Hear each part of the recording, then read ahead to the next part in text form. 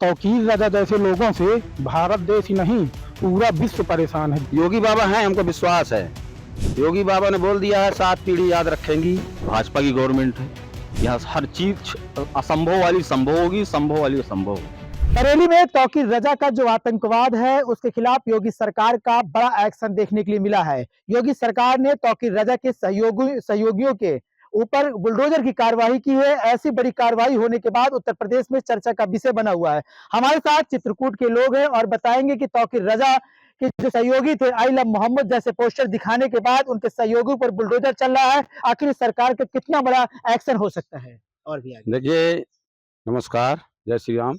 देखिए, एक्शन तो सब लोग देख रहे हैं और कितना कड़ा एक्शन होगा ये इनकी 3 पीढ़ी याद रखेंगी। ये इनके मन में भावनाएं कैसे आती हैं कि आई लव मोहम्मद दिखाकर पोस्टर हम फैलावा यहाँ पड़ेंगे अपने लोगों के लिए ताकि मुस्लिम समुदाय ज्यादा बढ़ेगा। आखिर इनके मन में भावनाएं कैसे जागृत होती हैं? बहुत गंभीर विषय है। आप समझिए, हर एक मस्जिद में 100 लोगों को जोड़ा जाता है और हमारे इंटेलिजेंस को सूचना नहीं है। 400 लोग लगे हुए हैं। पुलिस की हत्या करने का इरादा था, हथियार लूटने का इरादा था। ये जो भयावह माहौल पैदा कर रहे हैं आलम मोहम्मद का, ये एक प्रोपोगंडा चलाया जा रहा है देश में गृह युद्ध जैसे हालात पैदा करने का। लेकिन योगी बाबा ने हमारे बता दिया है कि सब सब सही कर देंगे। और आप देख रहे हैं, वो कह रहे हैं सर तन से जुदा, और योगी बाबा कह रहे हैं घर छत से जुदा। तो बहुत बड़ी साजिश है, इसका खुलासा होना चाहिए और पूरे हमारे सनातन धर्म के हिंदू भाइयों बहनों को सतर्क रहना चाहिए। और मुझे लग रहा है जागरूकता बढ़ रही है। ये लोग जो ऐसा कर रहे हैं, इससे हमारे हिंदू भाई बहुत जागरूक हो रहे हैं और ये लोग करते रहें, इनकी असलियत है ये। आगे और सरकार को क्या इन पर एक्शन होनी चाहिए?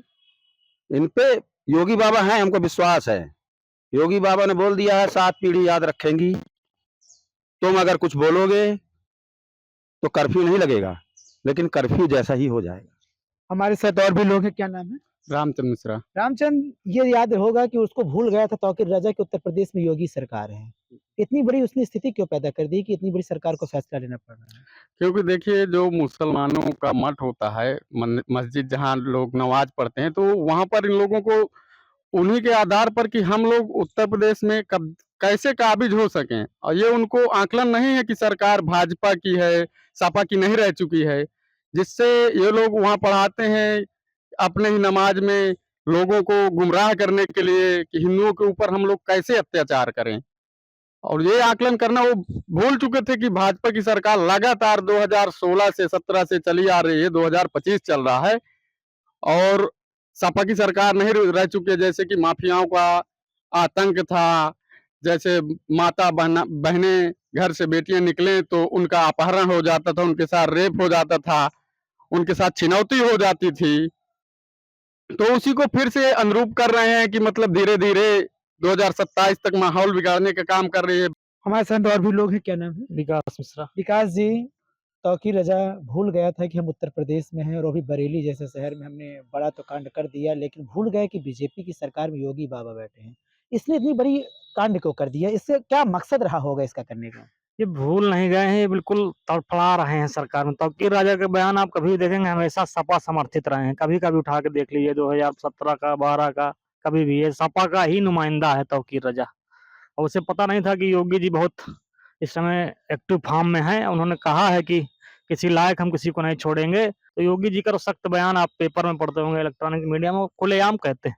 वो इस आतंकवाद के, दहशतगर्दी के, पत्थरबाजी को जितना ये लोग करना चाहते हैं, यूपी में नेपाल बनाना चाहते हैं, बांग्लादेश बनाना चाहते हैं, तो ये भारत है, यहाँ पर आप नेपाल बांग्लादेश नहीं बना पाएंगे, क्योंकि यहाँ मोदी जैसे, योगी जैसे तपस्वी लोग राज कर रहे हैं। यहाँ पर इनके सर तन से जुदा का जो इनका मानसिकता है, इनके सर से जुदा हो जाएगी और ये पूरे देश से जुदा हो जाएंगे कुछ दिनों में, अगर ऐसी इनकी यही हरकतें रहीं और सुधार नहीं किया इन लोगों ने, तो आगे आने समय में देश से भी जुदा हो सकते हैं। तौकीर रजा के सहयोगियों पर बाबा ने बुलडोजर का एक्शन करवा दिया है और लगातार चल रहा है। आगे और कौन सी कार्रवाइयां बाबा की तरफ से हो सकती, क्या लगता है, और कितना बड़ा फैसला सरकार को लेना चाहिए? बुलडोजर एक्शन तो हो ही रहा है, घर तो टूट ही रहे हैं इनके। सरकार अब इनकी नीलामी भी करेगी और इन पर जो भी ज्यादा से ज्यादा धाराएं होंगी, जो भी गुंडा एक्ट जो भी जो हो सकता है वो सब सरकार करेंगे। इनके ऊपर सारी कार्रवाई जो भी हो सकती है, जैसे जो दहशत गर्दों के आतंकवादी गतिविधियां ये लोग करते हैं, पत्थर इकट्ठा करना, नमाज में लोगों को भड़काना सिखाना, नए नए बच्चों को 8-8 साल बच्चों को लोग यही सिखाते हैं कि ये काफिर हैं हिंदू, ये काफिर हैं, ये हमारे दुश्मन हैं, इनको शुरुआत से यही सिखाया जाता है। आप चाहे इतना सोचिए, आप किसी हिंदू से भारत माता कहिए तो हिंदू बोल देगा, लेकिन मुसलमान मुसलमान भारत माता की आप बुलवा लीजिए, अब भाग जाएगा। आप चलिए कहिए कि मंदिर में चलो प्रणाम कर लो, नहीं करेगा। भारत माता की जय बोलने में इनके चूल्हे, जय श्री राम बुलवा लीजिए, कभी नहीं बोलेंगे। ये लोग बिल्कुल, आप जो भी कहेंगे, आप कहेंगे कि मुस्लिम धर्म को वो कर लो, भारत चलो हिंदू वाले में बात करो, तो कभी नहीं करेंगे। आप ये लोग लव जिहाद चला रहे हैं, लड़कियां तो कबूल कर लेती हैं हिंदू लड़कियां, और इन्हें कह दें कि आप मुसलमान, आप हिंदू हो जाओ, कभी नहीं कर सकते। ऐसा इनकी माने मानसिकता कैसे पैदा होती है? ये लोग ऐसा क्यों, क्या एजेंडा टाइप में कैसे ये लोग काम करते हैं? क्योंकि आप देखते हैं कि कई लोगों के धर्म परिवर्तन का मामला आता है, कई बड़े जिहादियों का मामला, ये होता कैसे है? मतलब इसका पूरा प्रक्रिया ये लोग कैसे तैयार करते हैं ये लोग? ये लोग एक लंबी सोच के तहत, एक लंबा इन पर रिसर्च है इनका, एक ये है कि कैसे हम पूरे विश्व में काबिज हो जाएं। इनका पूरा जो इसमें लिखा हुआ है इतिहास इनका, जिन्होंने पूरा, उसमें यही है कि कैसे ये लोग इकट्ठा करेंगे, हम पूरा देश में कब्जा कर लेंगे। हम आप लगे हैं कि गाड़ी घोड़ा इकट्ठा कर लें, घर बना ले, इनका पूरा मकसद है कि हम पूरा देश इकट्ठा कर लेंगे तो गाड़ी घोड़ा अपने आप आ जाएगा। तो ये बड़ी प्लानिंग के साथ काम करते हैं, इनका बड़ा जिहादी है, एक मतलब बहुत लंबी प्लानिंग रहती है कि देश का ही पूरा देश लेना है, तो साला ये छोटी मोटी चीजें क्या इकट्ठा करनी है। तो ये पूरी प्लानिंग के साथ काम करते हैं। क्या नाम है? दीपक द्विवेदी। दीपक जी, जय श्री राम ये लोग नहीं बोलते हैं मुस्लिम। इधर अल्लाहू अकबर हमारे हिंदुओं में कभी-कभार लोग बोल देते हैं जब सलाम वालेकुम करते हैं। आखिर हमारा हिंदू तैयार होता है, मुस्लिम आखिर क्यों नहीं तैयार होते कुछ कहने? ये कभी नहीं तैयार होंगे, क्योंकि इनके लोगों को सिखाया जाता है कि तुम्हें ये नहीं बोलना है और अल्लाह अकबर ही बोलना है, और कभी नहीं बोल सकते। आप एक युवा हैं, अच्छा पत्थर चलते युवा आगे आते हैं, आखिर इसकी वजह क्या है? इनको सिखाया जाता है, वहाँ मौलाना लोग इनको सिखाते हैं शुरू से ही कि ऐसा करो ऐसा करो, यही कारण है। हमारे संग में और भी लोग हैं, क्या नाम है? अभिषेक करोदिया नाम। अभिषेक जी, आप भी युवा हैं, ये पत्थर कैसे चलाते हैं? सबसे आगे युवा आता है, पत्थर फेंकता है, चाहे हमारे देश के जवान हो, चाहे पुलिसकर्मी हो, आखिर इनकी मानसिकता क्यों ऐसी रहती है कि हम पत्थर मारेंगे और हम बवाल करेंगे, हमको ये होगा? सबसे बड़ी समस्या ये है, हम लोग को सिखाया जाता है, हमारे घरों में सिखाया जाता है कि अच्छे से रहना। इनके माँ-बाप, इनके अध्यापक जो मस्जिदों में बैठे हुए हैं, इनको कोई एक एक चीज़ सिखाया जाता है कि हम लोग को पत्थर चलाना है, नुकसान करना है, पुलिस को मारना है, देश की अर्थव्यवस्था भंग करनी है। लेकिन ये लोग भूल चुके हैं कि भाजपा की गवर्नमेंट है, यहाँ हर चीज़ असंभव वाली संभव होगी, संभव वाली असंभव होगी। क्या नाम है भैया? प्रवीण प्रताप सिंह नाम। प्रवीण जी, तौकीर रजा के लिए कुछ कहेंगे? क्योंकि उसका आतंकवाद ने तो पूरे बरेली का, पूरे उत्तर प्रदेश में कह रहा हमने बहुत बड़ा नाम कमा लिया है इतने बड़े कांड करने के बाद। माननीय पत्रकार महोदय, तौकीर रजा जैसे लोगों से भारत देश ही नहीं पूरा विश्व परेशान है। जिन जिन देशों में ये लोग हैं, इनसे पूरा विश्व परेशान है।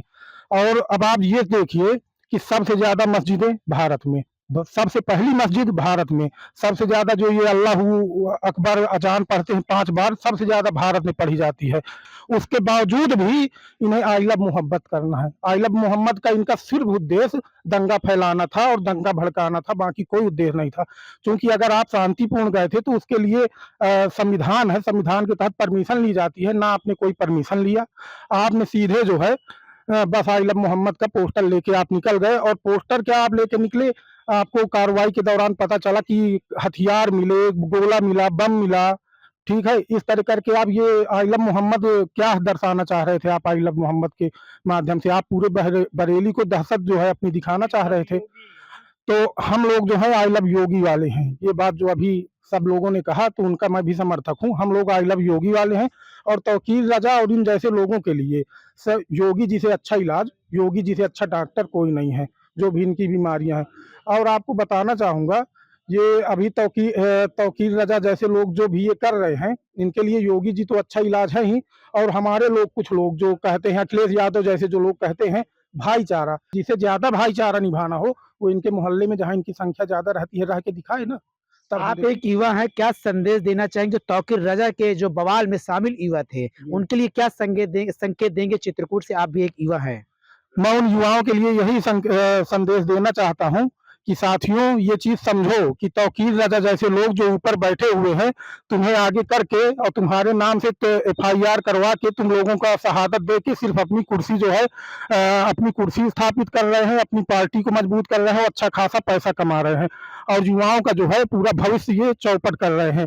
यहाँ पे कुछ नहीं है, आप अपने देश के साथ खड़े रहिए और अपने देश के साथ रहिए, वही सबसे अच्छा रहेगा युवाओं के लिए। ये थी चित्रकूट की जनता और चित्रकूट की जनता ने साफ कहा है कि तौकीर रजा के जब बवाल हुआ, जो वो लोग युवा उनके साथ खड़े थे, उनको साफ संदेश दे रहे हैं कि पहले आप अपनी पढ़ाई, शिक्षा, दीक्षा देखिए, उसके बाद तौकीर रजा जैसे लोगों के साथ पथराव करने में मत जाइए, क्योंकि आप देश के युवा हैं, भारत के साथ रहिए ताकि भारत की पहचाने की युवा जागृत देश से हो सके। धीरेन्द्र शुक्ला, चित्रकूट।